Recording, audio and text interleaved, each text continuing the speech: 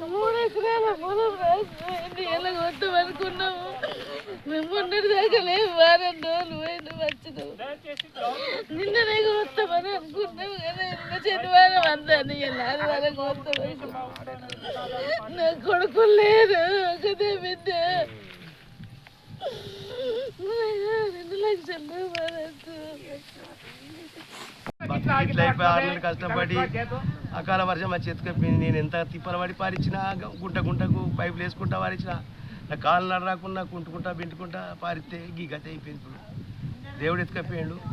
Government అన్న మమ్మల్ని చూసి ఏమన్నా ఆదుకోవాలి. ఇంత ఘోరం అయిపోయింది, ఇంత రాలిపోయినాయి ఇవన్నీ. ఎట్లా కోతకు రాని రాలిపోయి, కోతకు వచ్చినవి వేరే అంటే లెక్క గివిసు పోయినాయి అంటే అంత పెద్ద పెద్ద రాళ్ళు పడ్డాయి. ఏం చేయాలి? గవర్నమెంట్ రాలిపోయింది. మొత్తం ఏం ఆశ లేదు సార్. మొత్తానికి ఇంత 6 నెలలు కష్టపడి దీన్ని ఇంతవరకు చేసుకొని ఇంత లాస్ట్ మూమెంట్లో కోసుకునే మూమెంట్లో 1 ఎకరానికి వచ్చేసి 40,000 దాకా ఖర్చు వచ్చింది సార్. మొత్తం నేలపాలు అయిపోయినాయి ధాన్యం. ఏం ఆశ లేదు సార్. మొత్తం చేసి పెట్టుబడి మొత్తం దీనిపైన పెట్టేసినాం. ఉన్న ఎకరానికి కూడా 10 సంచులు కూడా వెళ్ళలేదు సార్. మొత్తం నాశనం అయిపోయింది సార్. అయిపోయినాయి సార్. ఏం లేదు, మొత్తం రాలిపోయినాయి. ఒక ఎత్తు లేదు కర్ర మీద. పెట్టుబడి పెట్టినంతా లాస్ అయిపోయినాం సార్. మొత్తం లాస్ట్ మూమెంట్లో కోసుకునే మూమెంట్లో మొత్తం నష్టపోయినాం సార్. వడగాల వర్షాల వల్ల. ఎన్ని ఎకరాలు? 4 సార్. 4 గ్రామము రాత్రి వర్షం పడేట్లా, వడగాలి వర్షం పడలాగా మొత్తం అడ్లు మొత్తం రాలిపోయినాయి. మొత్తం 90% నష్టపోయింది. 1 ఎకరానికి 40,000 ఖర్చు. 1 ఎకరానికి 40,000 ఖర్చు. 1 ఎకరానికి 1000 రూపాయలు కూడా రావు.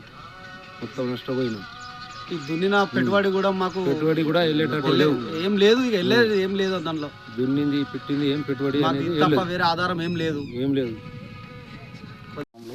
దాదాపు ఒక రాత్రి 12 గంటలకు పడ్డ వర్షానికి, అకాల వర్షానికి దాదాపు ఒక 500 ఎకరాలు పంట 1 గంట లోపటినే మాయం చేసిపోయినట్ల మొత్తం భూమి పాలు చేసిపోయింది.